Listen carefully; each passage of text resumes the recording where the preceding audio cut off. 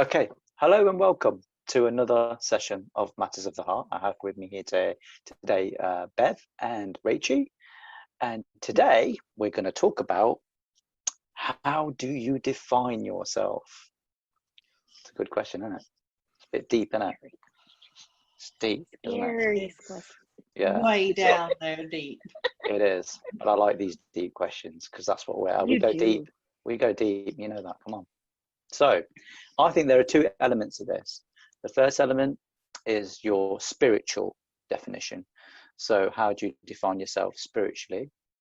And I also think the other definition is how you define yourself as in 3D terms, because those are the two kind of awarenesses we're aware of here, right now, here, in this time, dimension, space, and reality. So I'm not going to answer this one first. I think Bev's can answer this one first. So Bev, over to you. Cheers for that. Oh wow, it is a deep question.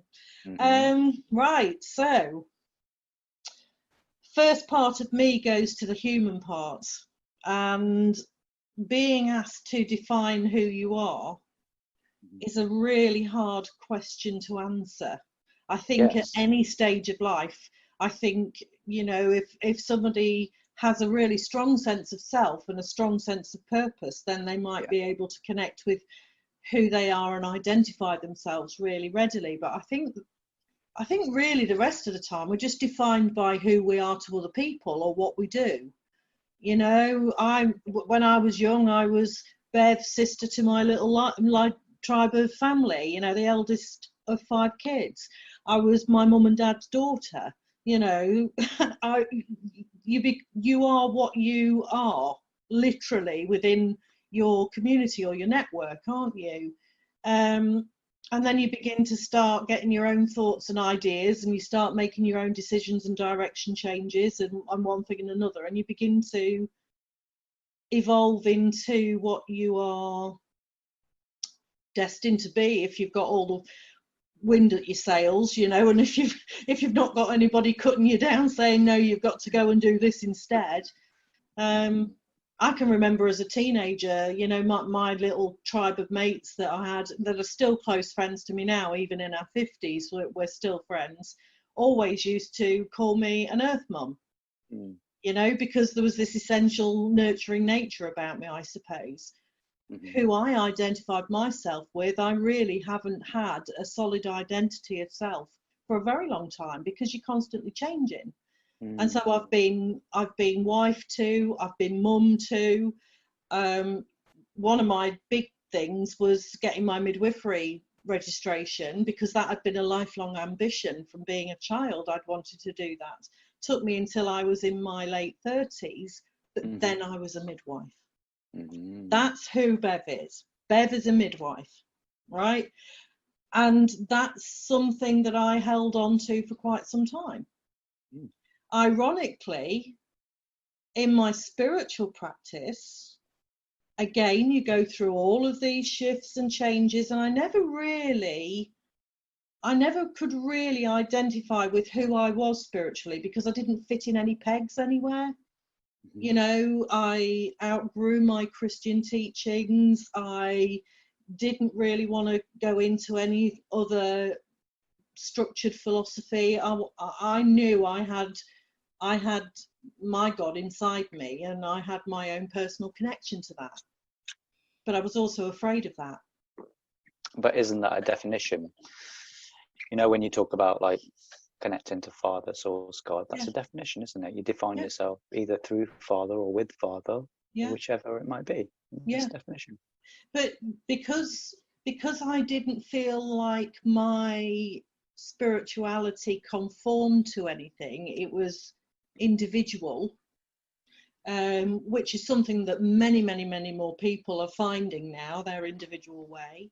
At the time, it almost felt like you were a square peg in a round hole. You didn't fit anywhere, so actually you don't say anything. What do you put on the form? You know, what do you put on the form when you fill in a job application in? You know, all of that type of thing. I don't really know. And, you know, ultimately, eventually come round to that word that starts to be acceptable, which is spiritual or spirituality. Or other. That's another one, isn't it?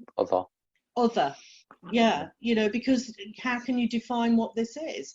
When I began to learn Reiki and my journey into being an energy worker, an energy practitioner carried on, I was then defined by, I was Bev the Reiki practitioner, I was Bev the Reiki master. Mm. And then the angels came into my life, blew up me out of the water, completely out of my comfort zone. You know, what are these? You know, they sort of like, I always said they gate crashed my party and never left. You know, in the most beautiful way. But again, when you're on the edge of something, when you're the only one that knows about them and believes in them in the way that you believe in them, you just, oh, how can I tell people? You know, now, several years on, and actually through a really significant amount of change in the last 2 or 3 years, I could quite confidently say that I am probably angelic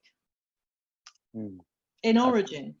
I'd take out the probably if I were you. Yeah, yeah, because I've now gone from, do you believe in angels? Yes, no. I believe in angels. Hey, everybody, I believe in angels. Oh my God, I'm an angel. Yeah. You know, and I do honestly think somewhere on a very significant energetic level, that's where I'm buzzing. That's your ceiling at the moment. Yeah. Cool. Rachel, same question. How do you define yourself? I remembered the question this time. Just checking. I know. It's something you got to do with me. Okay, so let's start with the 3D, because you know, that's the easier one, because you define yourself by everything you do. 3D, I'm a mother, I'm a daughter, I'm a caregiver, I'm the go-to person. And not just the go-to person. I dive in and volunteer to be the go-to person. It's like, oh, you need help? Let me help you. I'm that person, very much. And it's something I am working on undefining currently. Because I've lost myself in it. To the point when I try to have me and connect with me, I struggle. I struggle in a big way. Nilesh is very familiar with this. It's like he has to crack the whip on me daily to work on me, connecting to me, and not just focusing on others. Yeah, but you know why that is though, right?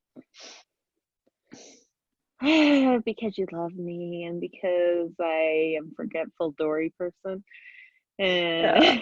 Because sometimes we get stuck in, especially the reason we started this group is because all three of us have really big hearts, and part of having a big heart means that we've been through some particular vibrations. So the vibrations that I'm talking about is the savior vibration. So we all went through this. Because you know, we went through that particular vibration. There was a vibration on planet Earth where we were prompted and guided to save people. Yeah, this wasn't just something to do with your ego. This was something to do with your soul. This was a soul thing, and it was required at the time. There were many people on the planet who just didn't want to be here and just didn't feel like it was a very dark and difficult time. The vibration was really, really low. And so we had to almost be in this savior complex, like we can save you. And we could, because we're angelic in nature. Many of us didn't know that at that time.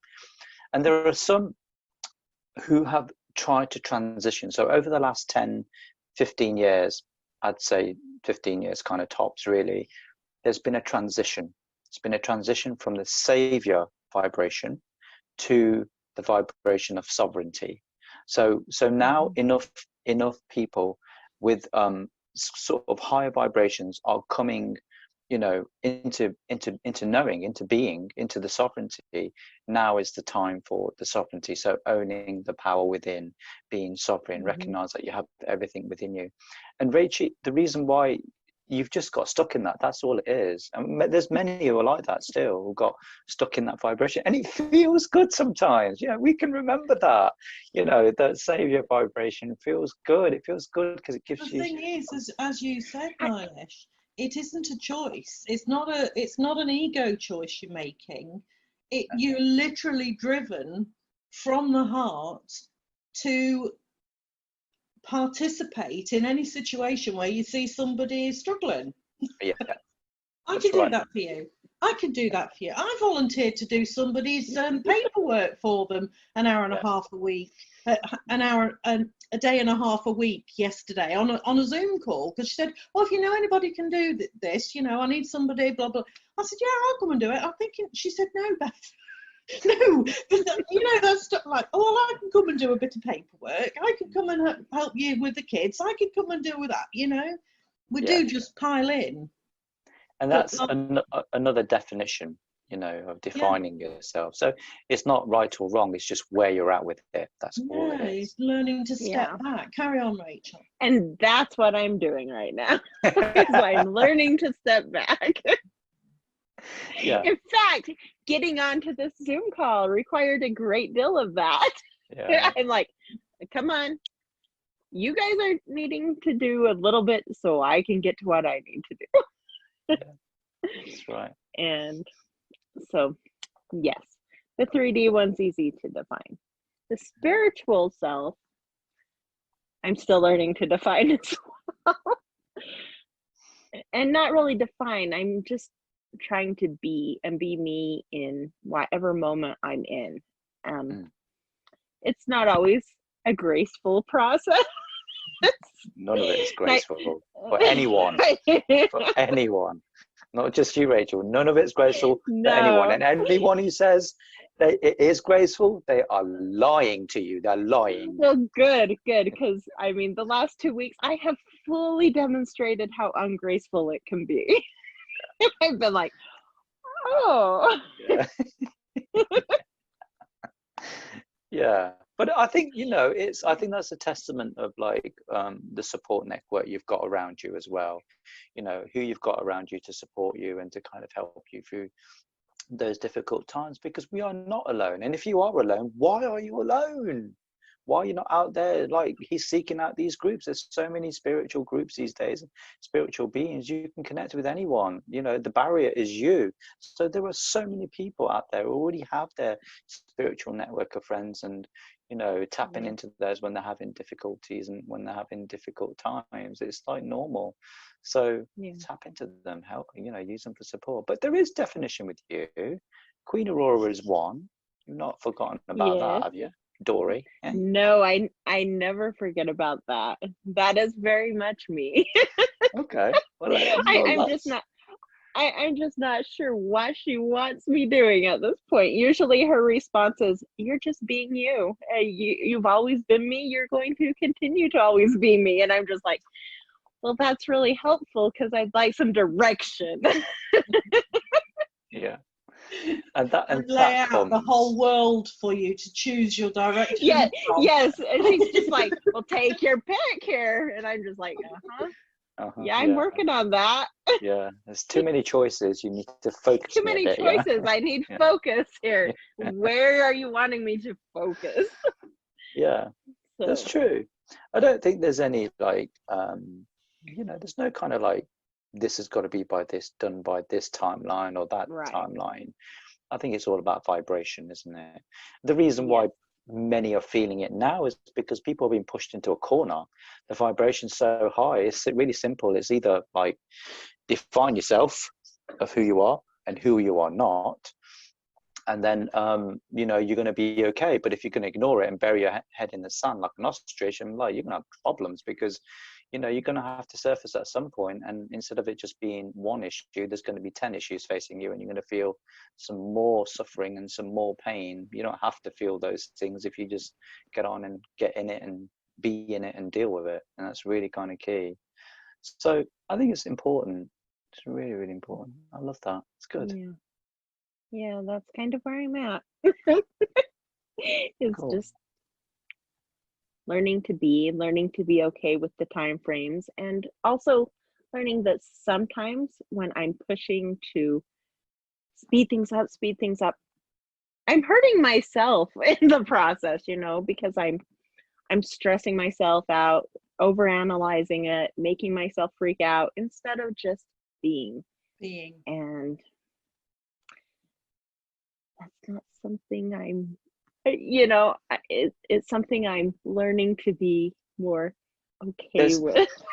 There's two elements of that. So you've got the art of being. So being is exactly being in the vibration, the current vibration that you are embodying right now in this time, dimension, space, and reality.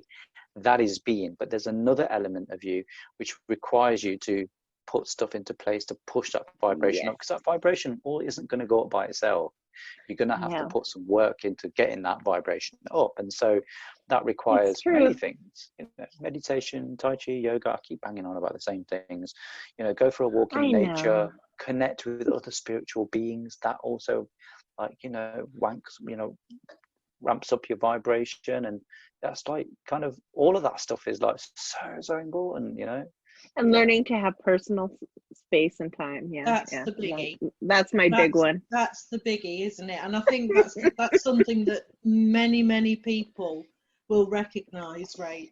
You know, particularly when you are so busy within your family or your personal life or your professional life, finding time to be with yourself and to make that time matter in some way is really hard.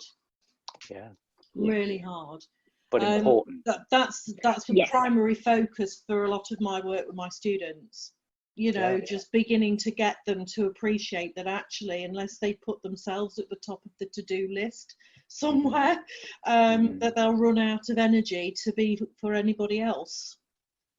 You know, it's a bit like plugging your charger lead in, isn't it? You know, you've got to start being there for yourself, and it's so important. Bev, you're so right with that. It's so important. If you don't put yourself first, you've got to ask yourself, like, after you've done with all of this, you know, you don't want to look back and go, should have put some more time in a bit quicker, you know. And like, so it is difficult to find, especially when you're with family, got so many 3D responsibilities. But if you found time and put people in place and warn people, or just say I was going to do this, or, you know, take time out, you can find it. And the thing is, if you've got a family, you can't do it at home. You've got to be away, because you get interrupted all the time, you know. And my advice is go for a walk. Tell your family you're going for a walk for a park in half an hour, once a week, half an hour, 30 minutes. You know, I'm sure your family can live without you for 30 minutes for once in the week. It's possible. I think they can actually do it for an hour actually, but you know, 30 minutes is just. Oh, they get at least an hour. So just something like that would be good. And whether it's taking time in nature, or whether it's taking time to go out and meditate, you know, whatever it might be, just capitalizing on that time. And you got to, it's almost like you've got to, you know, put it in your diary. There is no other way, because if you're not focused on like making sure and making it a regular routine as part of your schedule each week, then it lapses. And this is we make appointments for everything else, don't we? We do. You make appointments to go and see the doctor and the dentist, don't you? Yeah. That's important, isn't it? And you know, your children's commitments, your husband's commitments, your wife's commitments, your mother's commitments, whoever it is commitments, all go on that calendar. They do. They do. They do. Well, and this is a really important part of defining who you are, which is why I'm saying it. Because defining who you are really ultimately not only benefits you, but it benefits your whole family. If you're in a better space, better mind frame with your life, with where you are, that ultimately affects, you know, everyone around you, you know, your partner, your children, your extended family, your friends. It affects everyone. And if it affects them, then that's a good thing. That's a great thing. So it's really, that exactly mirrors a conversation I had with one of my little tribe just before we came on call. Interesting, eh? Yeah. Okay. My definition. Okay. There's two, obviously. So it depends on the realms that you see it in. So the way that I see it is, I am everything and I am nothing. Does that make sense to you? Yes. You Perfect can have sense. both of those. You can be everything, Mhm. everything, and then you can be nothing as well. And it's having that experience. So if we go to the 3D realms, let's bring it down. That is my total kind of higher perspective of everything. But if we bring it down to 3D planet Earth, so 3D planet Earth are many things. You know, I'm Nilesh. You know, I'm a father. I'm a brother. You know, I'm a I'm a son. You know, I am a colleague. I am a friend. I am a spiritual person. You know, all that kind of stuff. So 3D realms, I'm like everyone else. We have those labels, but I know I'm not those labels. I feel like I am having an experience, and I'm not the labels that I have been given. I try and I try not go by the labels. I try and live my life as a spiritual being. So rather than putting labels on people, I'm trying to let those labels go and just be in the moment and be in the present and try and be whatever it is that's required for the situation, for that particular experience, for it to unfold.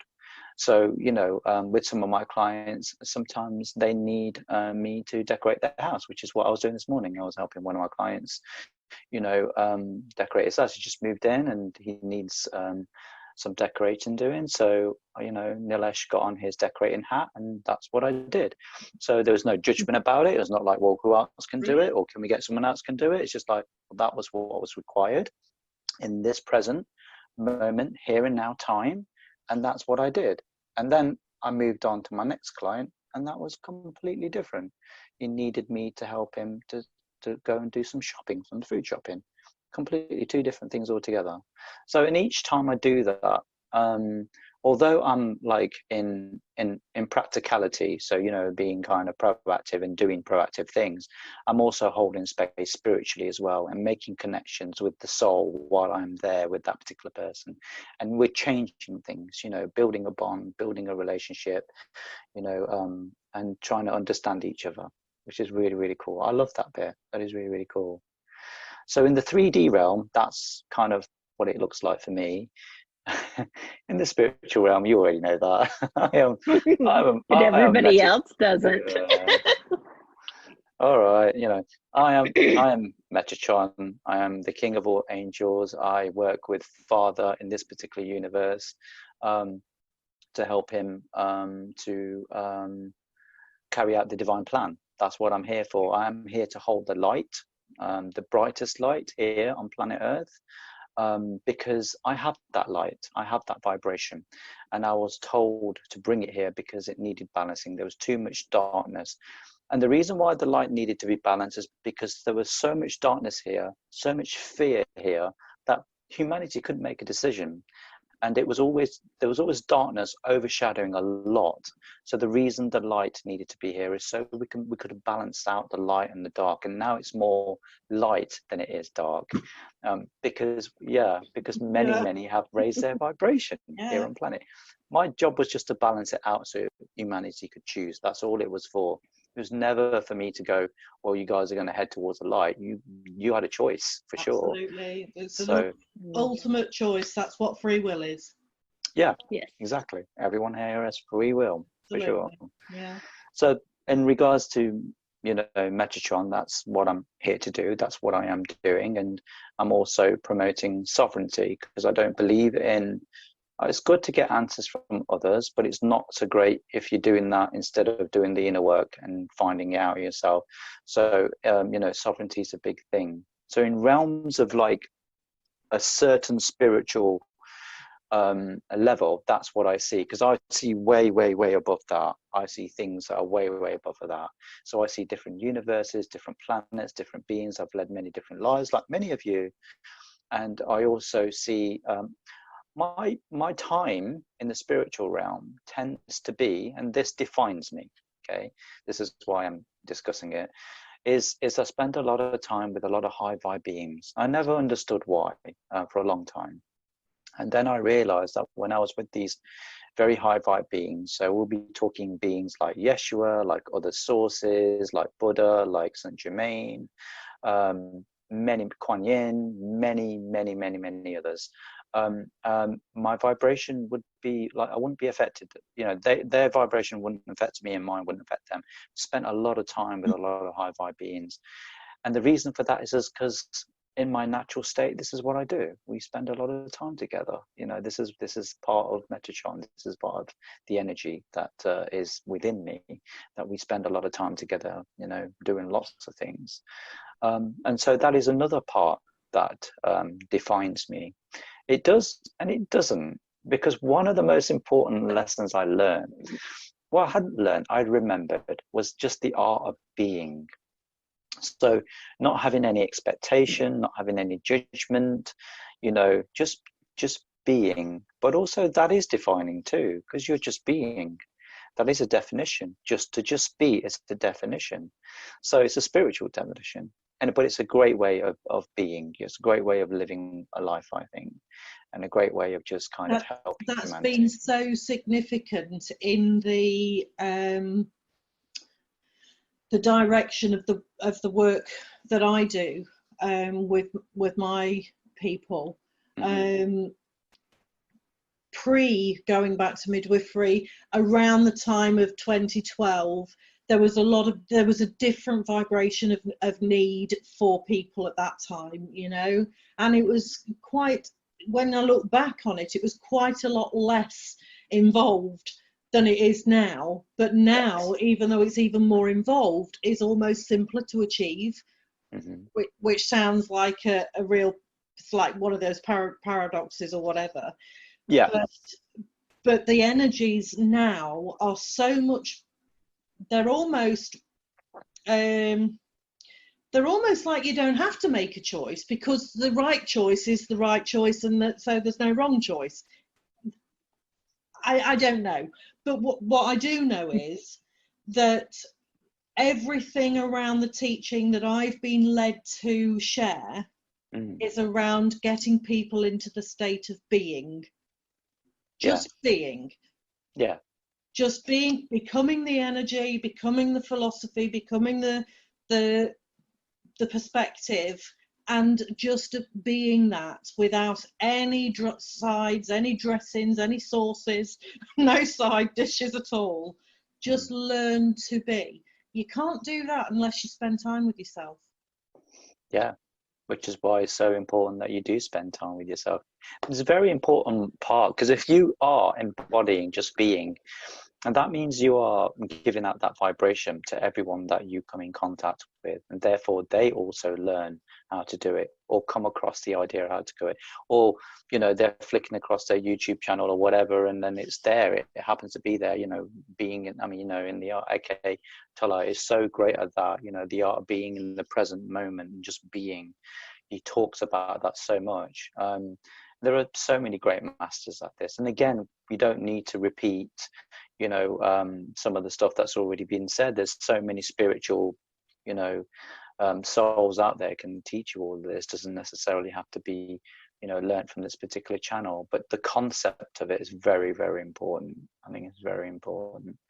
I think it's important, because this is a snapshot, isn't it? Yeah, this is just a snapshot for here, isn't it? In this present moment, time, just dimension, space, and reality. Yeah, it is. And so give it a week from now, give it 2 weeks from now, a month from now, a year from now, it's not going to be the same. Definition of who you are, the definition of who you feel you are, not only as a 3D human being, but as a spiritual being, will change as we move forward.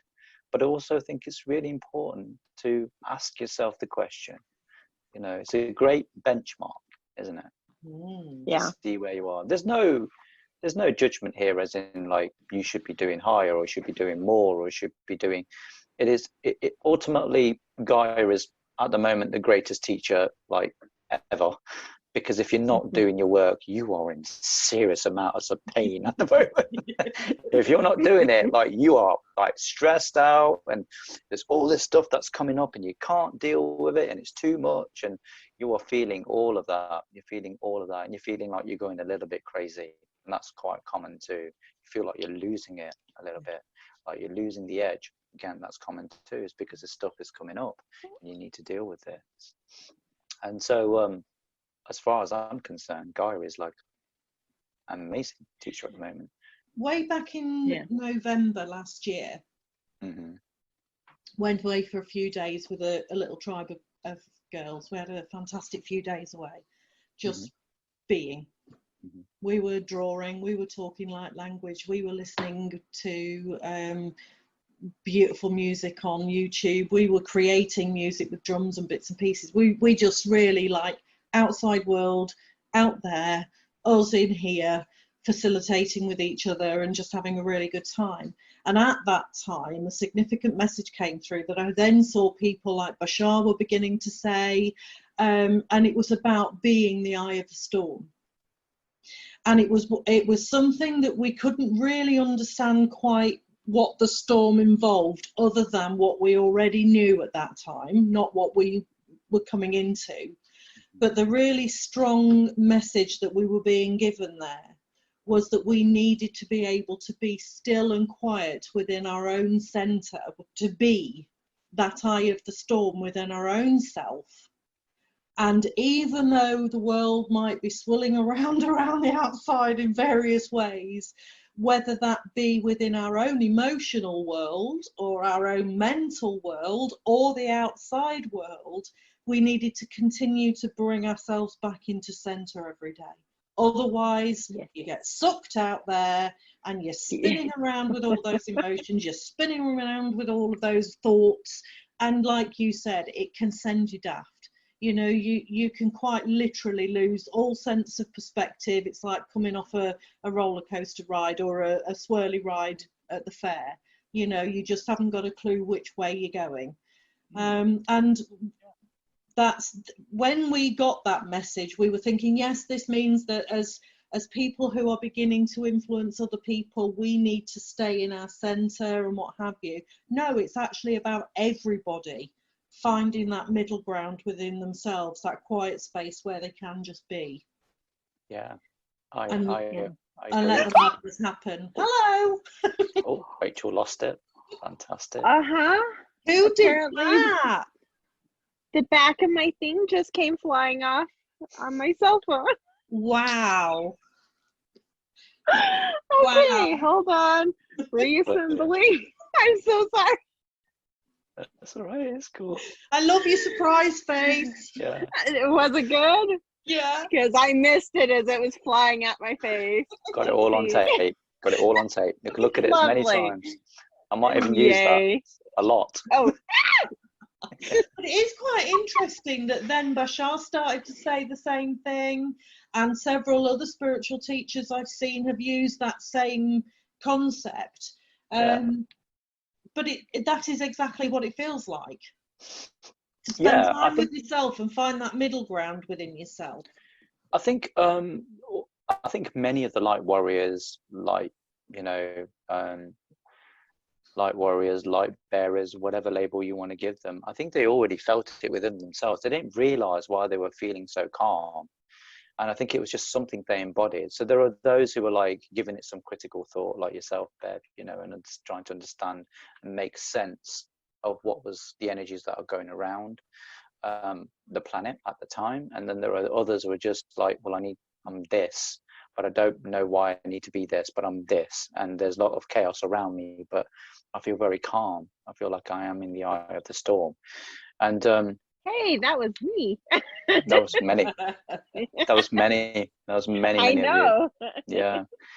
And so it was just something within you. It was innate. It was within you. It was part of your vibration. It's something you just knew what to do. And I think this is another part of the soul. People don't seem to understand that sometimes we are so kind of want to know. I love the curiosity aspect of the human side of our being, but sometimes we want to know why am I doing this, what this is about. There's so many questions, and sometimes not many, and there are some who do this. There's many that I'm aware of who do this, who just do it. They don't question it. They just do what's required at the time. They're so in the flow of everything. They just embody it and do it. And yeah, I think it's wonderful when people are like that, when human beings are like that, because you're really connecting to your soul then, and you're being guided by your soul, whether you feel it's the higher, you know, your higher selves or source or galactic beings, whatever it might be that coming through, you know, your higher selves and your higher selves coming through to your soul, whatever your belief system is with that, you're still, you know, honoring your soul, and you're still honoring by doing that. And again, that defines you. I think it's very difficult, isn't it, in some ways, in 3D terms, to kind of understand, you know, in regards to who you are, what you're doing. We're always asking these questions, but then there are some who just do it, who don't question it, just do it. This is where I've been getting hung up the last 2 weeks, because I was just doing, and then I started questioning what I was doing. Yeah. You. Oh, darling. Yeah. Oh. There you go. That explains it. There we go. I love how we find our answers, right? Yeah. I mean, don't get me wrong. I still question things when I've been told to do things by Father or Meti. I'm very much like, okay, I'll think about it. I might do it. I might not. I don't know. We'll see. You know, I'm very much like that, and I can be very defiant with them. Yeah, for sure. I don't take everything they say for gospel, for sure. They tell me stuff, and I'm like, yeah, okay, whatever, and we'll just carry on, and just do what we're doing. You know. So I will do what they want me to do, but I'll do it my way, not their way. So, and that's not me like being awkward. That's just me exerting, you know, the fact that I have free will to a certain extent, a little bit of it, you know, and I exert it in this way. And I think everyone should be able to do that, you know, question it. Absolutely. Ask the questions, God damn it. Yeah. Don't just take it for gospel. At asking questions. If they start saying, well, we need you to do this, just say, well, why? Tell me why. I will do it. I don't have an issue with it, but tell me why I'm doing it. What's the purpose of it? And don't just ask once, ask several times, and it will come to you. Always does. You know. So I ask all the time. I don't just take what they say for gospel and do it. Not always. Sometimes I'm like, well, why are you asking me to do that? What's the purpose of this? And they'll tell me, says, well, this is the purpose of it, and this is where we see it going. And they'll tell me to a certain extent. So they won't tell me the whole thing, but they'll tell me up to a certain point where the vibration is right here, right now, because they can't tell me beyond that for obvious reasons. Because if they tell me what's beyond that, I put it into the one consciousness. The darkness picks up on it, and they you know, avert it. So this is why we're all being given information bit by bit, bite-sized pieces, so jigsaw this is why this is why you just get given jigsaw pieces. No one knows the whole picture. Well, I know some of I know the big plan. I know what's going to happen, but I don't know about how that's going to manifest but I think curiosity is it's a really important thing, really. I think it helps us with discernment. I think, you know, just not taking everything completely as face value, for want of a better description. I think if you're guided to do something, it's good to be curious about why you're doing it, because part of that is your journey of remembering who you are and what you do and what you can do. So you know, I think it gives you a slightly bigger picture doing it that way. I can appreciate those who just stay within their energy field and just transmit and are. But my goodness, have I got a curious mind. So, you know, they didn't give me that not to use it, you know, and they didn't give me my words not to use them and all of that type of thing. And I think you have to begin to know yourself, don't you? And know that it's okay to ask the questions. Yeah, and also just to be aware that you're not complete. I think that's a really important factor, that you're still a work in progress. Absolutely. Like, just because you've reached a certain level of vibration. I understand that one. Oh my goodness, yeah, absolutely. I think that's really important to understand that you're not complete and you're working. You know, sometimes it's just great to have a list of traits you want to live your life by, you know, like trying to be non-judgmental, or having some, you know, personality traits like honor, integrity, honesty, sincerity, being genuine.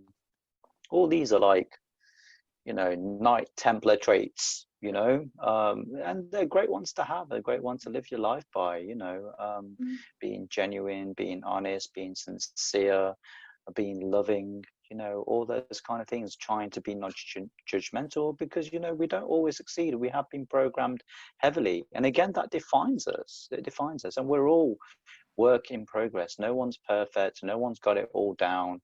You know, I don't care how much information you know. I don't care if you're the most amazing spiritual guru on the planet. I don't care.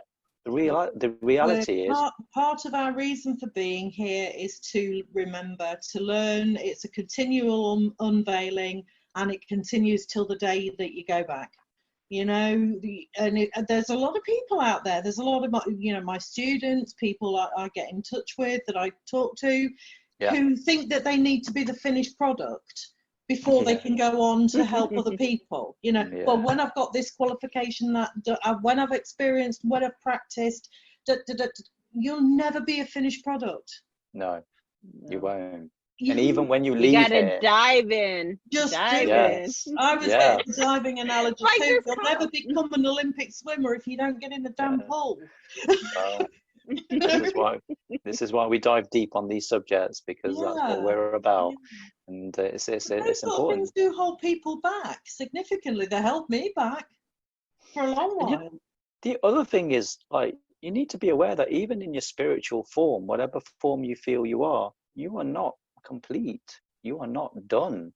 You know, there is so much more to you than that. There's so much more to experience and to create. And I know. I know, because I've done a lot. And so I've experienced a hell of a lot. And there is no completion. Never. Oh, there's so many variables. Oh my God, it would blow your mind. Really, really, really would. So yeah, you're not complete ever. You're always forever learning. You're always a teacher. You're always a student, even out there in the astral form. Absolutely. There you go. That's a nice definition. There you go. Okay. I like That's a good one. That's a good one to end it on, right? Beautiful. Well done. Lovely. That was amazing. I love that. Okay. Well, thank you for joining us, and we will see you again with another diving deep subject. Love you guys. Bye. Love you.